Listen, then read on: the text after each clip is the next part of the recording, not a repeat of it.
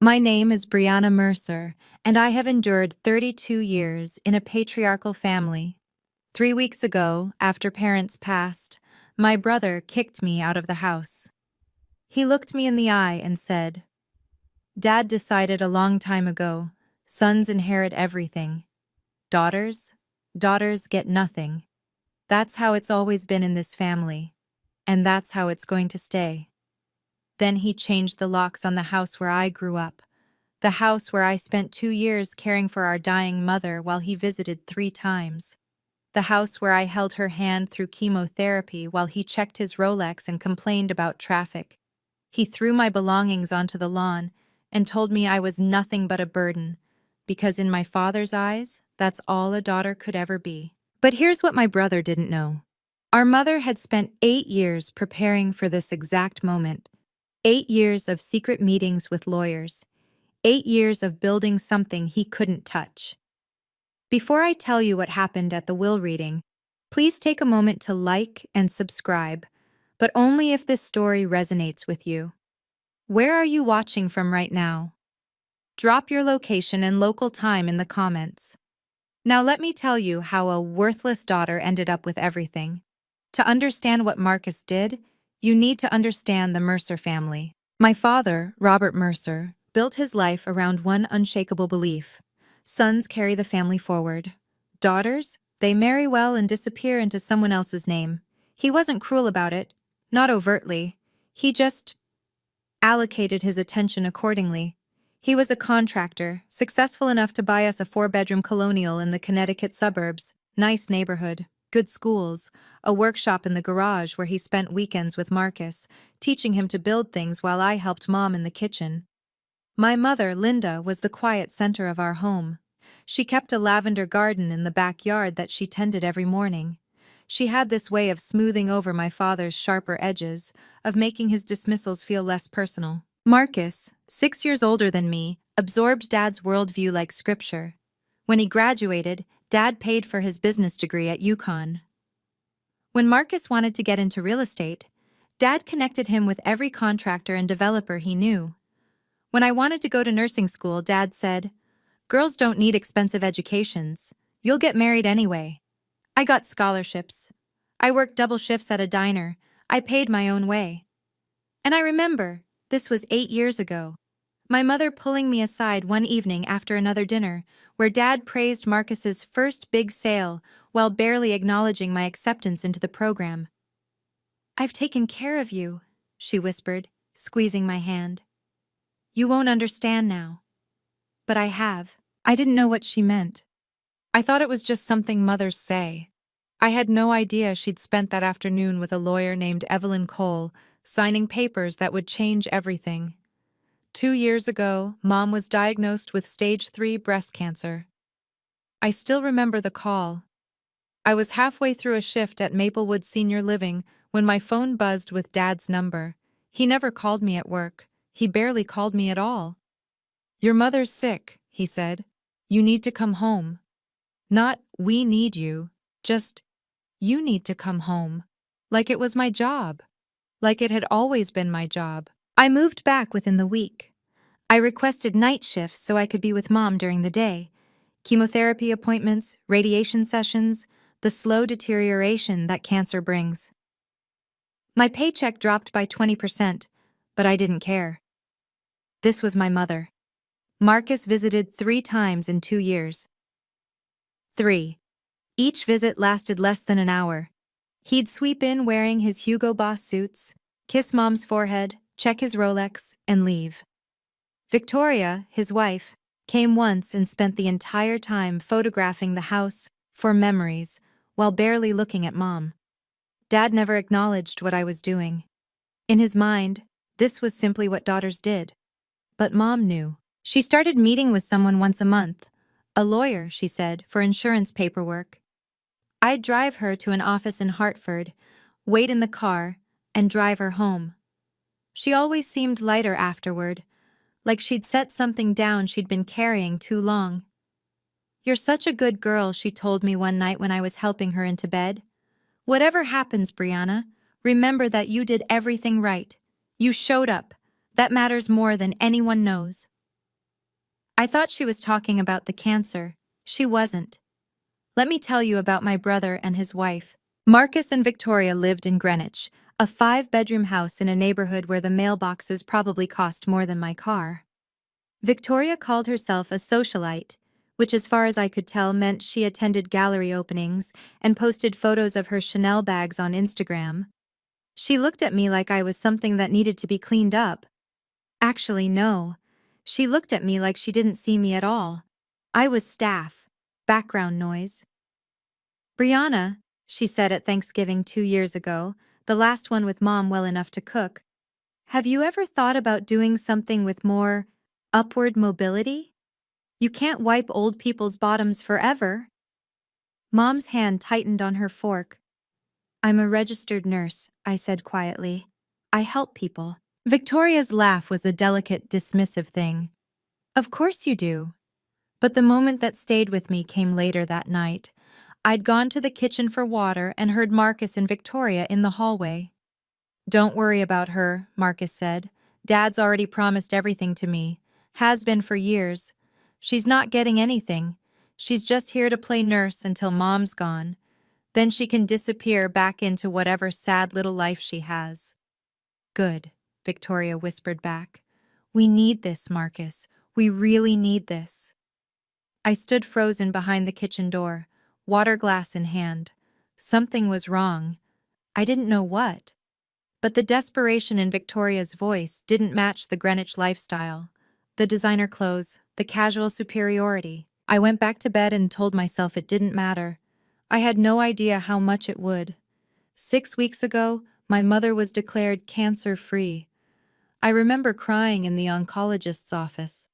2 years of fear, of watching her shrink and pale and fight. And she'd won. We went out for lunch at her favorite cafe, and she ordered a glass of champagne for the first time since her diagnosis. I want to visit my mother, she said, meaning Grandma Eleanor, who lived at an assisted living facility in Connecticut. Your father's been promising to drive me for months. 4 weeks ago, they finally went. They never came back. A truck driver fell asleep on I-95. The police said it was instant. They said they didn't suffer. I don't know if that's true. I don't know if anyone says anything else. I was working the night shift when I got the call. I remember walking to the stairwell because I couldn't breathe in the hallway, and sitting on the cold concrete steps, my phone on the floor where I'd dropped it, the Connecticut State Police still on the line, asking if I was there. I don't remember what I said. I don't remember driving home. I remember the smell of Mom's lavender garden when I finally pulled into the driveway at 3 a.m., and I remember thinking she would never tend it again. The funeral was 4 days later. St. Andrew's Episcopal, the church where my parents got married. 80 people came. Marcus gave the eulogy. He talked about Dad for 7 minutes. He mentioned Mom's name twice. And before the reception ended, while I was still accepting condolences from people who remembered my mother far better than my brother seemed to, Marcus pulled me aside. We need to talk, he said, about the house. The funeral flowers were still fresh when my brother informed me I no longer had a home. You need to clear out your things by the end of the week, Marcus said, his voice low enough that the other mourners couldn't hear. We were standing in the church vestibule, the stained glass casting colored shadows across his face. The house is mine now. Dad made that clear years ago. I stared at him. My black dress still had a tissue tucked in the sleeve from crying during the service. Marcus, we haven't even read the will yet. The will is just a formality. He straightened his tie. Hermes, I noticed absently. You know how Dad felt. Sons inherit. That's how it's always been. You should be grateful I'm giving you a week. Grateful? The word came out strangled. Look, he softened his voice into something that might have sounded reasonable to anyone who didn't know him. I understand this is hard. You've been living there, taking care of things. But that was your choice. You could have had a real career, a real life. Instead, you chose to play nurse. That's not my fault. Behind him, Victoria was checking her phone, already bored. That's not... Marcus, I took care of Mom for 2 years, while I what? His eyes went hard. While I built something? While I made something of myself? Don't pretend wiping bedpans is the same as running a business, Brianna. We both know what you are. He stepped back, adjusting his cuffs. 1 week, he said. Then I'm changing the locks. I watched him walk back to Victoria, watched her lean in and smile, watched them leave without saying goodbye to anyone. That was Monday. He didn't even wait a week. Wednesday evening, 2 days after the funeral. I came home from work at 7 p.m., exhausted in a way that had nothing to do with the shift. Grief does that, makes everything feel like you're moving through water. My key didn't work. I tried again, confused, thinking maybe the cold had warped something. But no, the lock had been changed. The deadbolt, too. I walked around to the garage. My things, my clothes, my books, Mom's recipe box that she'd given me, everything I owned, had been thrown into cardboard moving boxes and stacked against the wall. Rain from the afternoon had soaked through 2 of them. My nursing school diploma was warped and wet. Through the window, I could see Victoria walking through the living room, a glass of wine in her hand, laughing at something on her phone. She saw me watching. She smiled, lifted her glass in a little toast, and walked away. I called Marcus. He answered on the second ring, like he'd been waiting. "The house is legally mine," he said, not even pretending to apologize. "I had my lawyer verify it. Dad's estate, Dad's house, Dad's decision. You have 24 hours to get your stuff off the property before I have it removed." "Marcus, I grew up there. And now you don't live there anymore. That's how life works, Brianna. Maybe if you'd made something of yourself, you wouldn't be standing in the rain right now." I ended the call because I didn't trust myself to speak. I sat down on the wet grass, next to the boxes of my ruined belongings, and held the one thing that hadn't been damaged, Mom's Timex watch, tucked safely in my pocket since the hospital returned her personal effects.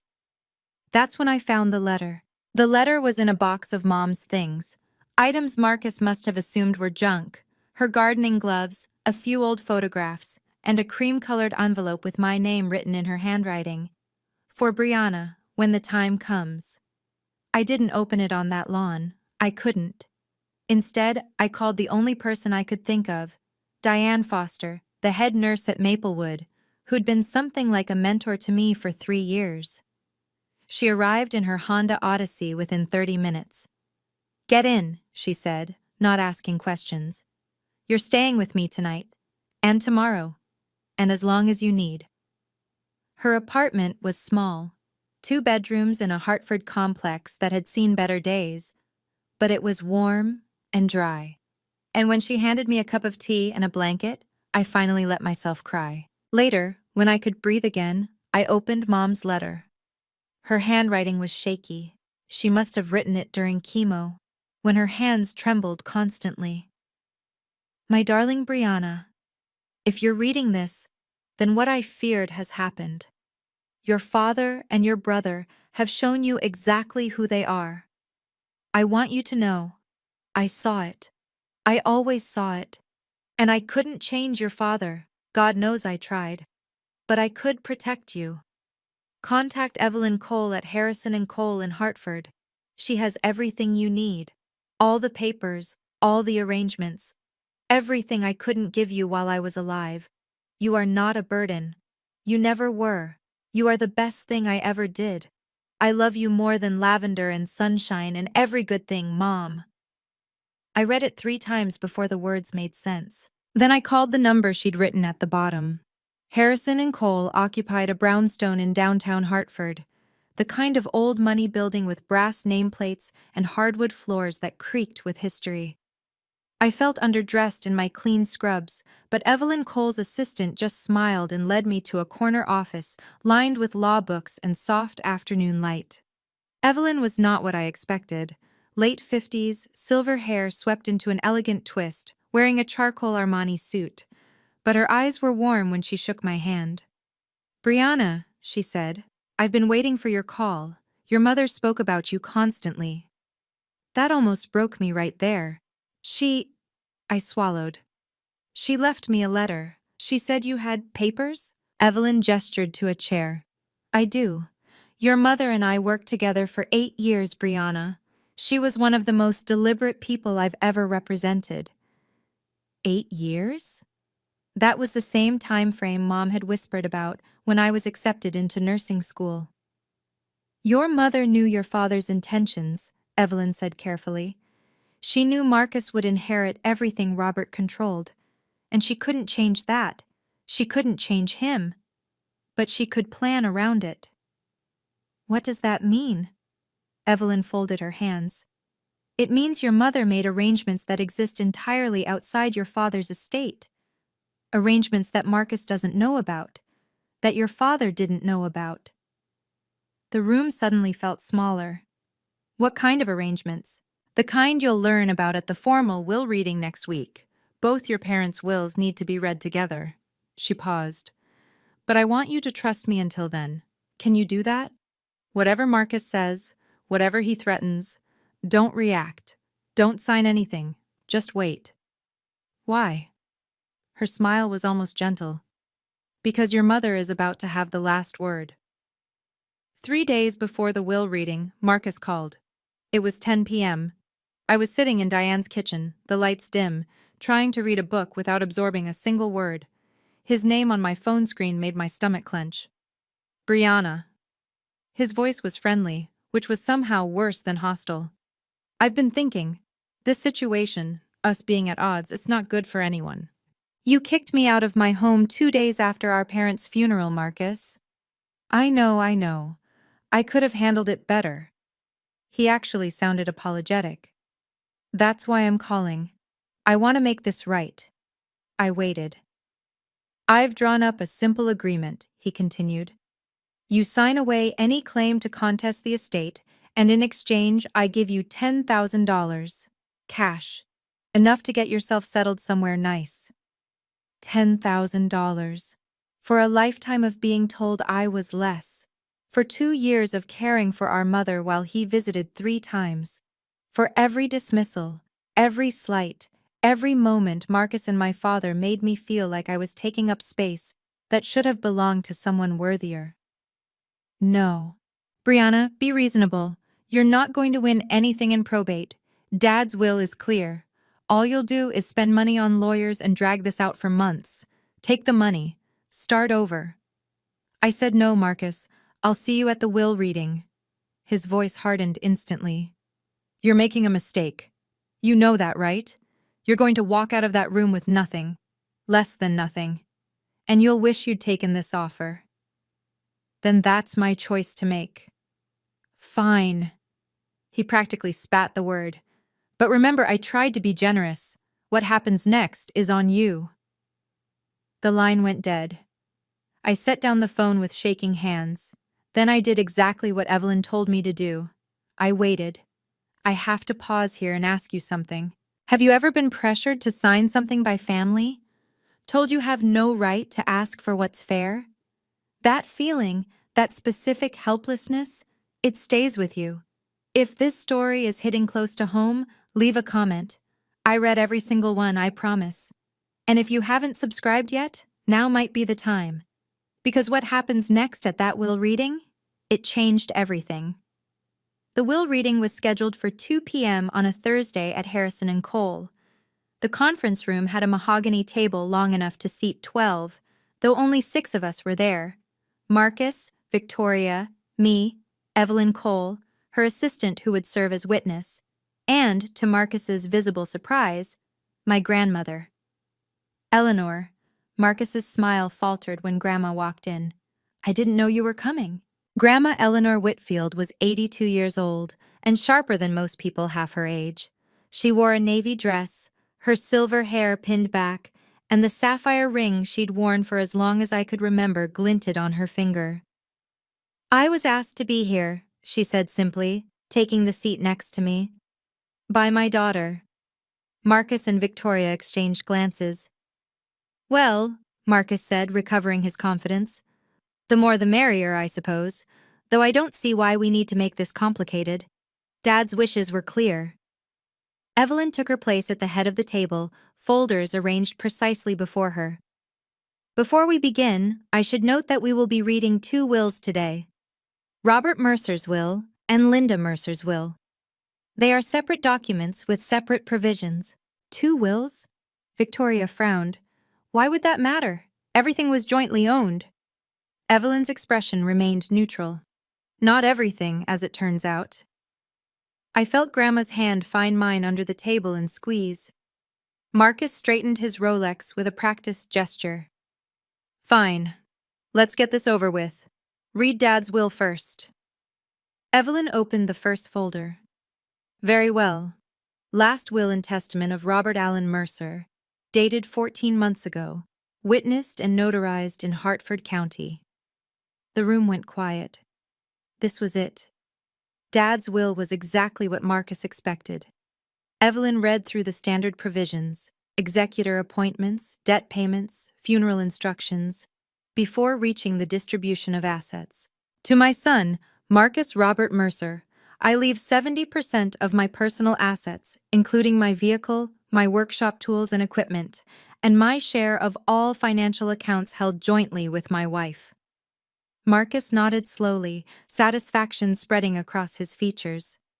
To my daughter, Brianna Lynn Mercer, I leave 30% of my remaining personal assets. 30% of remaining assets, Victoria murmured, doing the math. After debts and expenses, so basically nothing. That's not, I started. It's fine, Marcus cut in, magnanimous now. Dad's accounts totaled about $80,000. You'll get something, Brianna. Maybe $24,000 after everything's settled. He smiled at me like he was doing me a favor. That's more than I expected Dad to leave you, honestly. Marcus, Grandma said quietly, perhaps you could let the lawyer finish. What's left to finish? He leaned back in his chair, one arm draped over the backrest. The house was Dad's. The money was Dad's. I'm the primary heir. Brianna gets a consolation prize, which is generous under the circumstances. Victoria pulled out her phone, probably already composing a post about her inheritance. Actually, Evelyn said, her voice cutting through Marcus's satisfaction, there's quite a bit left to discuss. Robert's will represents only a portion of your parents' combined estate. Combined? Marcus's confidence flickered. What do you mean, combined? Evelyn closed the first folder and opened the second. Your mother's estate is separate and significantly larger than your father's. The room went very still. Marcus stopped smiling. Wait. Marcus held up a hand. Mom didn't have her own estate. She was a housewife. Everything she had came from Dad. That's not accurate, Evelyn said calmly. It is accurate. I know my own family. Marcus stood up as if the height would give him authority. Whatever you're about to read, whatever little savings account Mom might have had, it doesn't change anything. Dad made his wishes clear for decades. The son inherits. The daughter takes what she's given and is grateful for it. He turned to me, and the venom was back. This is what I was trying to spare you, Brianna. This embarrassment. You're sitting here hoping Mom left you something. What, her jewelry? Her recipe cards? It doesn't matter. The house is still Dad's. The real money is still Dad's. And you're still the same person you've always been. Marcus, Grandma said, her voice low with warning. He ignored her. I hope you enjoy being homeless, Brianna, because I made sure you have nothing to fall back on. No home, no family support, nothing. Maybe next time you'll think twice before… Mr. Mercer, Evelyn's voice was steel. Sit down. The command was so unexpected that Marcus actually obeyed, dropping back into his chair. I understand you have opinions about how your parents' assets should be distributed, Evelyn continued. But this is a legal proceeding, not a family argument. Your mother's will contains specific provisions that supersede your assumptions. If you interrupt again, I will ask you to leave and receive the information in writing. Victoria grabbed Marcus's arm, whispering something urgent. He sat back, jaw tight. Evelyn picked up the second folder. And now, she said, we address the matter of Linda Mercer's estate, including the final section your mother specifically asked me to read aloud. For one terrible moment, I doubted everything. Marcus's words echoed in my head. Mom was a housewife. Everything she had came from Dad. What if he was right? What if the letter, the lawyer, the promises, what if it was all just a mother trying to comfort a daughter she knew would be left behind? I looked down at the Timex watch on my wrist. Mom's watch. The leather was cracked, the face scratched from years of wear. She could have afforded something nicer, I knew that now. But she wore this one every day until the day she died. What did she really leave me? Victoria was whispering to Marcus, her manicured nails tapping against the table. She probably just has some life insurance or something.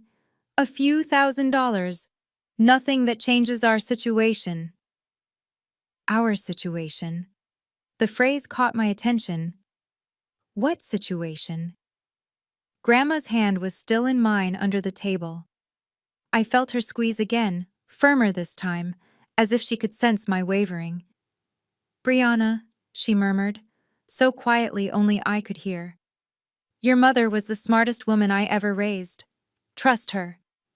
I looked at Evelyn, who was watching me with an expression I couldn't quite read. Patient. Almost anticipatory. "I'm ready," I said.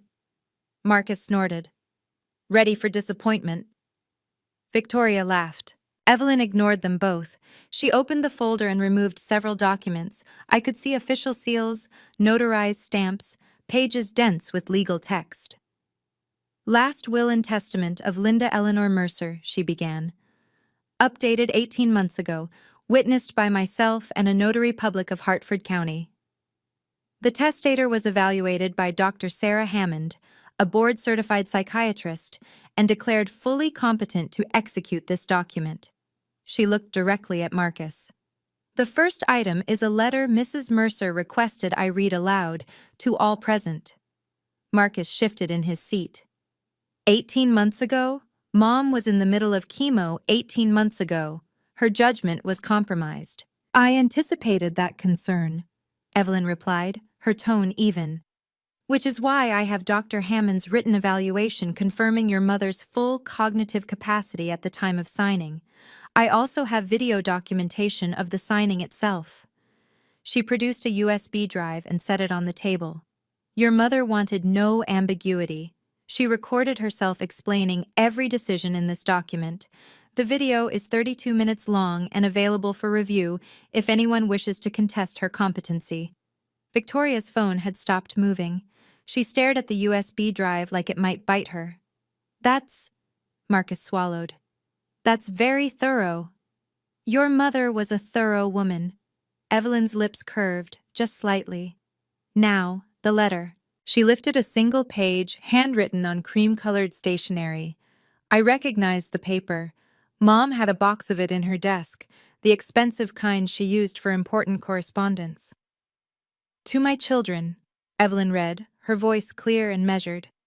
"If you are hearing this letter, then I am gone, and the moment I dreaded has arrived." My throat tightened. "I love you both. I want you to know that first. But love does not make me blind." Marcus went very still. "For 35 years, I watched your father favor Marcus in ways he didn't even recognize as favoritism. It was simply how he saw the world. Sons matter, daughters serve. I couldn't change him. Believe me, I tried." Evelyn paused, looking up at us. "There's more," she said. "But perhaps I should continue after everyone has had a moment." "Keep reading," Marcus said tightly. Evelyn nodded, and I braced myself. Evelyn continued reading, and my mother's voice seemed to fill the room. "When Brianna was born, Robert said, 'Maybe next time we'll have another boy.' I held my daughter in my arms and promised her silently that she would never be next time to me. I watched her grow up working twice as hard for half the acknowledgement. I watched her pay her own way through nursing school while Marcus received every advantage. I watched her come home to care for me during the worst 2 years of my life, changing my sheets when I was too sick to move, holding my hand during chemotherapy, singing me the songs I sang to her as a baby. Marcus visited 3 times in 2 years. I do not write this to condemn my son, but I write it to explain why I made the choices I did. The assets I leave to Brianna are not a reward. They are not favoritism. They are the balance I could not provide while I was alive. They are what she was always owed. Victoria made a small, strangled sound. If Marcus is hearing this and feels angry, I understand. But I ask him to consider, why does he feel entitled to everything? Who taught him that? And what did he do to earn it, other than being born male? Marcus's face had gone pale. Evelyn looked up.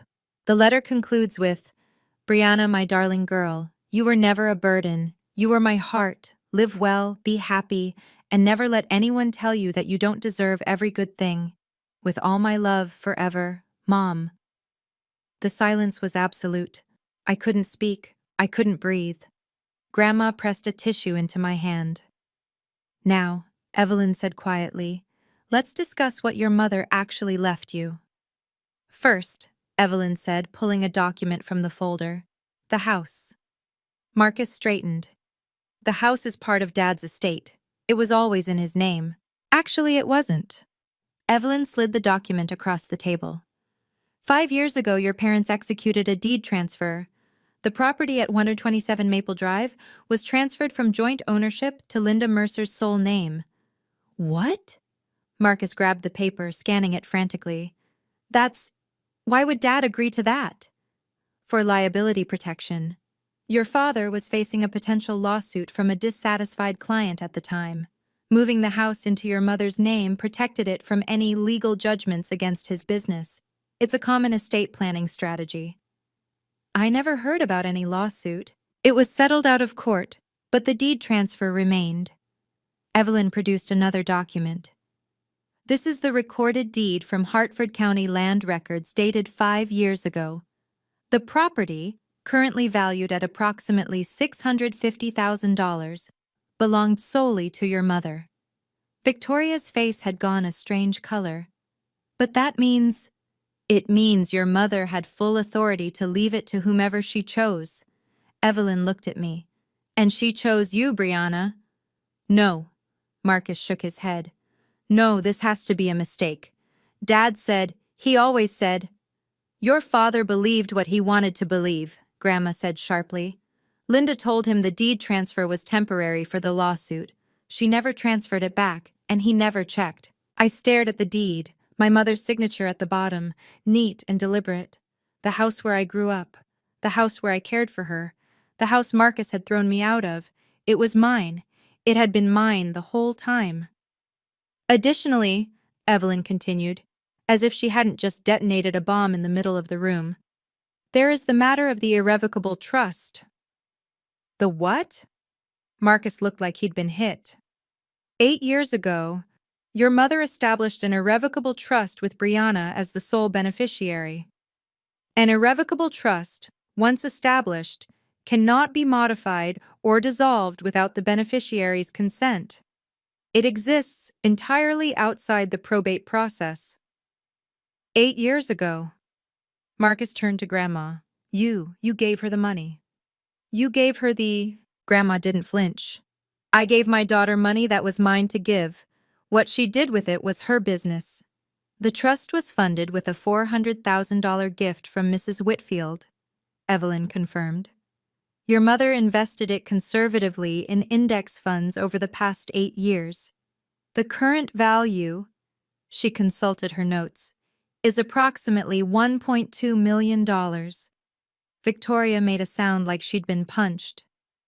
$1.2 million, Marcus repeated slowly. "That is correct. And because the trust is irrevocable and was funded entirely with your grandmother's gift, separate property, never commingled with marital assets, it was never part of your parents' joint estate. It has always belonged to Brianna." I couldn't process the number. $1.2 million. My mother who wore a Timex watch and grew her own vegetables, had quietly built me a fortune while I thought I was barely getting by. "This is fraud," Marcus sputtered. Dad didn't know about this. He would never have—" "Your father's knowledge is irrelevant," Evelyn said calmly. "The trust was legally established with funds that were never his. He had no claim to it, and neither do you." The USB drive sat on the table, untouched. 32 minutes of my mother, explaining why she'd done what she did. "There is one final asset," Evelyn said. Marcus looked like he might be sick. Victoria's grip on his arm had turned white-knuckled. "Your mother held a life insurance policy with Northwestern Mutual, valued at $500,000. The beneficiary was designated as," she paused, "Brianna Lynn Mercer, solely." Mom had life insurance? I hadn't known. I hadn't known any of this. She purchased it 12 years ago when you were 16. She paid the premiums from her personal account, money your grandmother sent her annually as gifts. Your father was never a named beneficiary. "But I'm her son," Marcus said. And there was something desperate in his voice now, something cracked. "I'm her firstborn. She can't just leave me nothing. She can't." "She didn't leave you nothing, Mr. Mercer." Evelyn pulled out a final page. "Your mother's will specifies that you are to receive her personal effects, photograph albums, her jewelry collection, and a letter she wrote specifically for you." "A letter?" Marcus laughed, but it was hollow. "She leaves Brianna millions, and I get a letter." "And the jewelry has meaningful pieces," Evelyn offered. "I don't want her jewelry." Marcus slammed his palm on the table. Victoria jumped. "I want what I was promised. I want what I earned. What you earned." I spoke before I could stop myself. The words came out quiet, but they filled the room. "You visited Mom 3 times in 2 years, Marcus. 3 times. You told me I was nothing but a burden while I was holding her hand through chemotherapy. What exactly did you earn?" He stared at me. I stared back. "Let's discuss the total figures," Evelyn said, and I could hear the faintest satisfaction in her professional tone. "This is contested." Marcus stood up so fast his chair nearly toppled. "I'm contesting all of it. Mom wasn't in her right mind. The chemo, the medication. She couldn't have made these decisions rationally." Evelyn remained seated. "As I mentioned, your mother underwent a cognitive evaluation by Dr. Sarah Hammond, a board-certified psychiatrist unaffiliated with her medical treatment. The evaluation concluded that Mrs. Mercer was fully competent and understood the nature and consequences of her decisions. Psychiatrists can be wrong. Additionally, the signing of her will was recorded on video." Evelyn tapped the USB drive. "In it, your mother clearly articulates her reasons for each bequest. She also directly addresses the possibility that you might contest and explains why such a contest would fail." Marcus's jaw worked. "Furthermore," Evelyn continued, "the irrevocable trust and life insurance beneficiary designations are not subject to will contests. They are independent legal instruments that bypass probate entirely. You have no standing to challenge them." "There has to be something. If you wish to contest your father's will, you may do so, though I'd advise consulting with your own counsel about the costs versus the potential recovery. As for your mother's arrangements..." Evelyn's gaze was level. "She anticipated your objections, Mr. Mercer. She spent 8 years making sure everything was ironclad." Grandma Eleanor spoke up. "My daughter didn't do this out of spite, Marcus. She did it because she knew, we all knew, that without protection Brianna would receive nothing, and Brianna deserved better than nothing." Marcus turned to Grandma, his face contorted. "You helped her hide this. You helped her cut me out." "I helped her protect her daughter," Grandma said simply. "The same thing any mother would do." Marcus had no answer to that. Victoria broke first. "This is insane." She stood up, her careful composure finally shattering. "She's a nurse. She wipes old people's behinds for a living, and she gets $2 million while you what, Mrs. Mercer?" Evelyn asked mildly. Victoria's mouth opened and closed. She'd said too much and she knew it. "While you're about to lose your house in Greenwich?" Grandma said. Her voice was quiet, but it cut through the room. "Did you think we didn't know about Marcus's failed investment? The $400,000 loss? The foreclosure notices?" Marcus went white. "How do you—" "Linda knew," Grandma said. "She knew about the debts, the bad deals, the desperation. She knew you were counting on this inheritance to bail you out. That's why she made sure you couldn't touch what she'd built for Brianna. I looked at my brother, really looked at him for the first time in years. The Rolex, the Hugo Boss suit, the BMW in the parking lot. All of it was scaffolding, I realized. A facade built on credit and promises and the assumption that our parents' money would always be there to catch him. You were planning to take everything, I said slowly. Not because you needed it, because you were drowning. I'm not drowning, Marcus snapped. I had a setback, that's all. A temporary setback that Dad's estate would have saved you, I finished. Except the estate wasn't what you thought it was.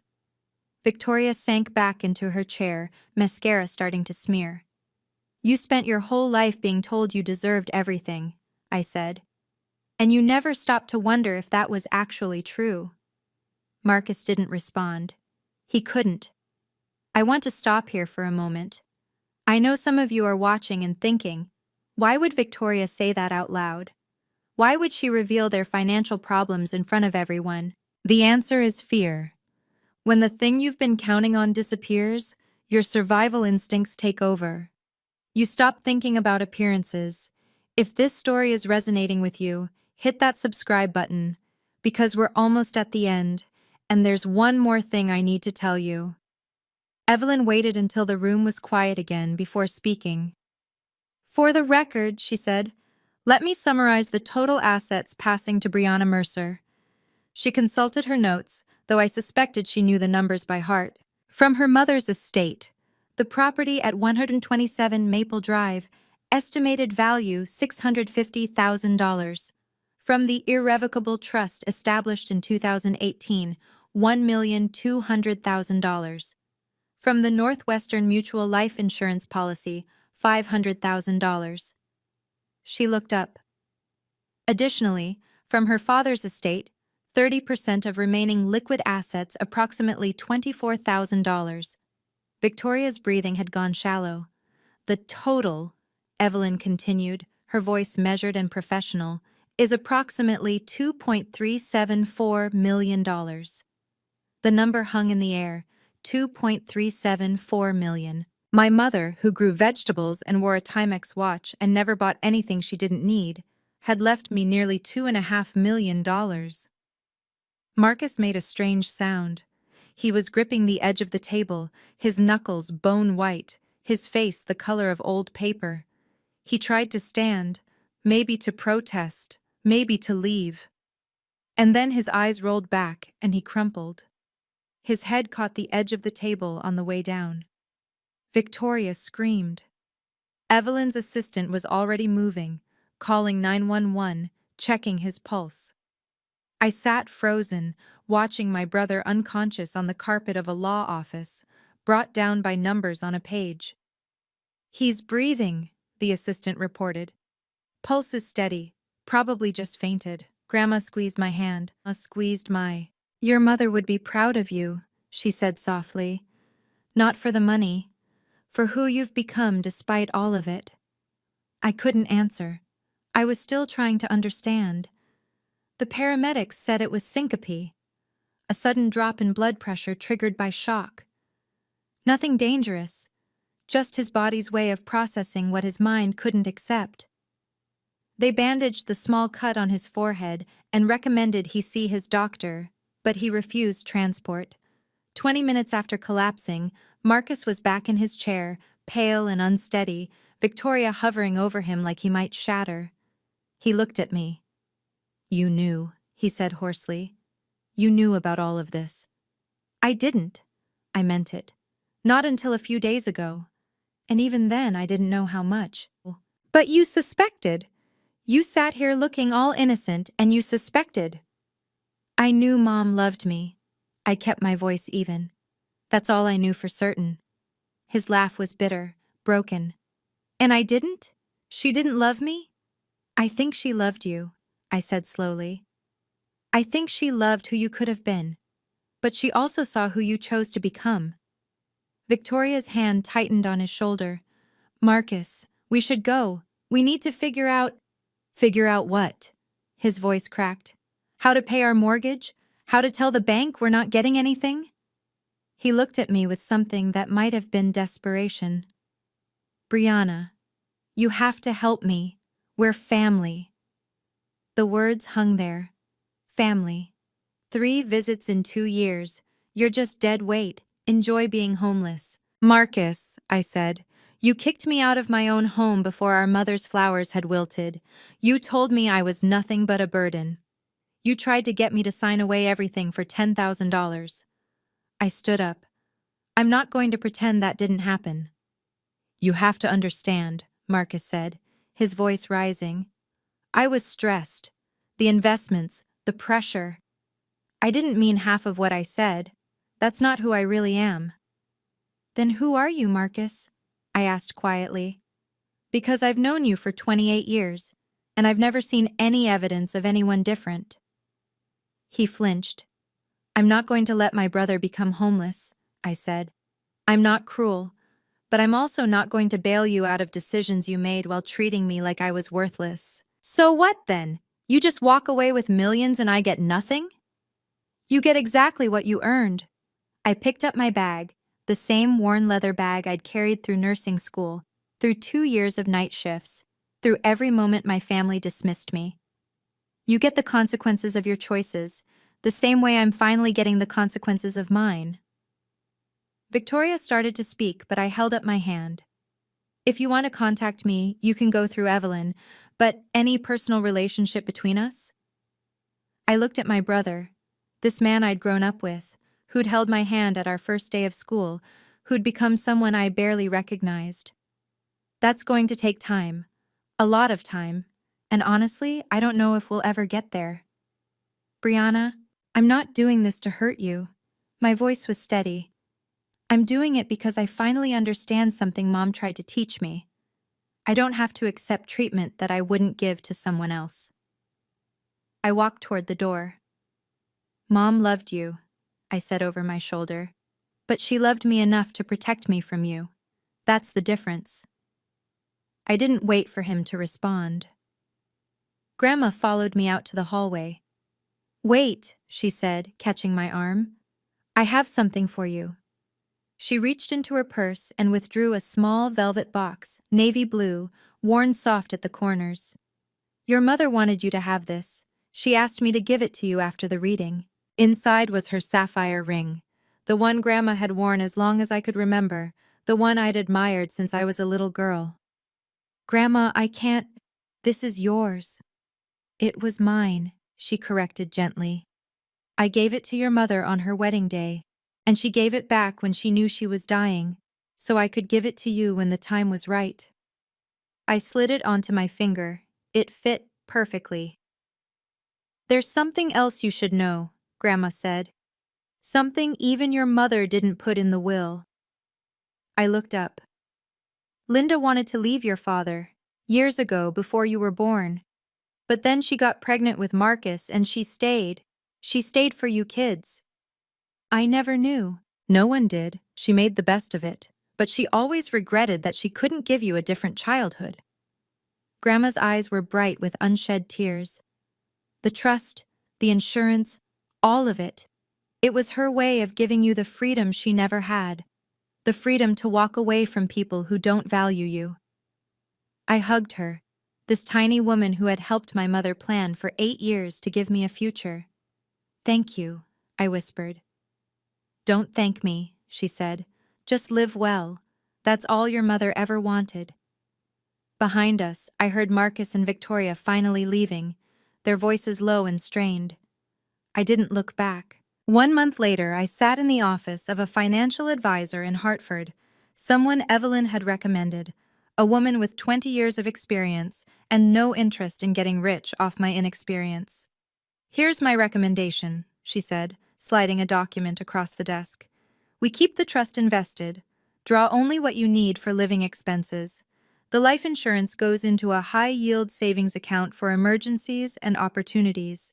We pay off your student loans immediately. That's about $42,000. And you keep working. Keep working? I'd expected her to suggest I retire, travel, do something extravagant. You love your job, she said simply. Money shouldn't change who you are. It should just give you options. So that's what I did. I paid off my loans, a debt I'd been chipping away at for 6 years, gone in a single transaction. I kept my position at Maplewood, though I switched to day shifts now that I didn't need the night differential. I stayed with Diane for another month while I figured out what to do about the house. Because the house was complicated. It was where I'd cared for Mom, where I'd been thrown out like garbage, where Marcus and Victoria had drunk wine while my belongings soaked in the rain. It was also the place where Mom had grown her lavender garden, where she'd tucked me in at night, where she'd quietly met with lawyers and built a future I never knew existed.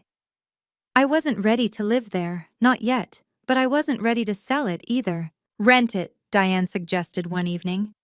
Let it pay for itself while you figure things out. There's no rush. She was right. For the first time in my life, there was no rush. I had time now. Mom had given me that.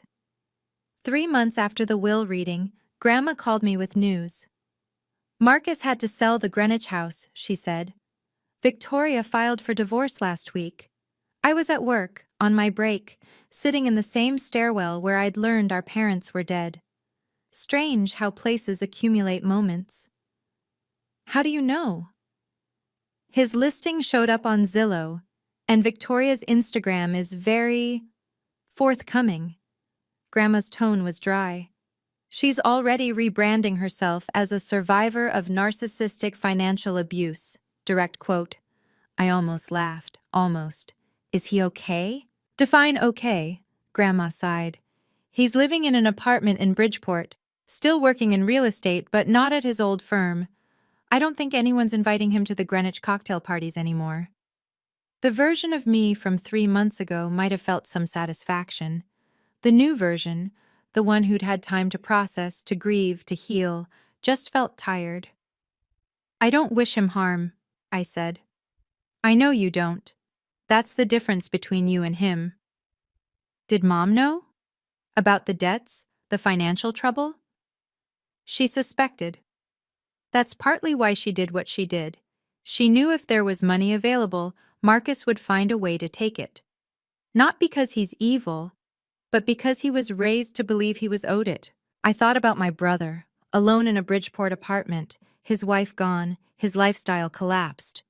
I thought about the boy who used to chase me around the backyard, who let me ride on his shoulders at parades. I didn't know where that boy had gone, but I knew I couldn't save him. I'm going to the house this weekend, I told Grandma. First time since everything. Do you want company? Yeah, I think I do. The lavender garden had survived the winter. Not all of it. Some of the plants had gone brown and brittle, but there, in the early April sunlight, I could see new green shoots pushing up through the soil. Life, stubborn and persistent, refusing to give up. Grandma stood beside me, her arm linked through mine. She planted this garden the year you were born, she said. Did you know that? I didn't. I'd always assumed it was just something Mom enjoyed, not something with meaning. She said lavender was for protection, for purification. She wanted good things to grow around you. I walked through the back door. My key worked perfectly now. I'd had the locks changed weeks ago, and stood in the kitchen where I'd made Mom countless cups of tea, where I'd held her hand through nausea and fear. The house was quiet. Marcus had left it relatively clean when he'd moved out, either out of some remnant of shame or because he'd been too rushed to trash it. Mom's things were still here, her recipe cards in the drawer, her reading glasses on the nightstand, her robe hanging in the closet. I went to her bedroom and sat on the edge of the bed. On the nightstand was a small album I'd never seen before. Inside, photographs of me from infancy to adulthood. First steps, first day of school, nursing graduation, every milestone she'd witnessed. On the first page, in her careful handwriting, for my bravest girl. Grandma sat down beside me. She spent weeks putting that together, she said. During chemo, when she couldn't sleep, she said it was her way of counting the good things. I held the album to my chest and finally let myself cry. Not grief this time, gratitude. 6 months after that will reading, I enrolled in a nurse practitioner program. It was something I'd wanted for years, the chance to do more than bedside care, to diagnose and treat, to help patients in a deeper way. But the program was expensive, and between my student loans and my barely there savings, it had always seemed like a distant dream. Now I could afford it. I used money from the trust, following the plan my financial advisor laid out, enough for tuition and books, with the rest still growing quietly in the background. I kept working part-time at Maplewood because I wasn't ready to leave the patients I'd grown to love. Diane and I found an apartment together near the hospital, 2 bedrooms, a tiny balcony where I started growing lavender in pots. She said living alone was overrated anyway, and I said having a roommate meant someone to split streaming subscriptions with. We both knew it was more than that. Grandma called every Sunday. She'd tell me stories about Mom as a child, about their adventures before she met Dad, about the woman she was before life wore her down. I recorded the calls on my phone, building an archive of the mother I was still getting to know. And the house on Maple Drive? I rented it to a young family, a nurse actually from Maplewood, and her husband and 2 little girls. The older daughter asked if she could take care of the lavender garden. I said yes. I said yes to a lot of things that year. To opportunities, to rest, to the slow process of understanding that I was worth more than I'd been told. My mother didn't give me money. She gave me permission to believe I deserved it. I've thought a lot about why Marcus became who he is. Not to excuse him, there's no excuse for how he treated me, but to understand. My brother grew up being told he was special simply because he was born male. He didn't have to prove anything. The world was his by default. So he never developed the muscles for empathy, for earning what he had, for recognizing that other people's needs mattered as much as his own. Psychologists call it entitlement, the belief that you deserve things without effort. It's not born, it's taught. And once it's there, it's almost impossible to unlearn, because admitting you're not special means admitting your whole identity was a lie. Marcus isn't a monster. He's a product of a system that told him he was worth more than he was, and when reality finally caught up, he didn't know how to handle it. I don't know if he'll ever change. I hope he does. But I also know that his change isn't my responsibility. My responsibility is to myself, to live the life Mom wanted for me, to set boundaries that protect my peace, to remember that walking away from toxic people isn't cruelty. It's survival. If you're watching this and you've been told you're not enough, by family, by partners, by anyone who should have loved you, I want you to know, they were wrong. You were always enough. Sometimes the people who love us protect us in ways we don't see. And sometimes we have to become our own protectors. That's what I learned from my mother. If this story meant something to you, I'd love to hear your thoughts in the comments. Tell me about someone who protected you or someone you wish had. And if you want more stories like this, check the links in the description. Thank you for staying until the end. It means more than you know.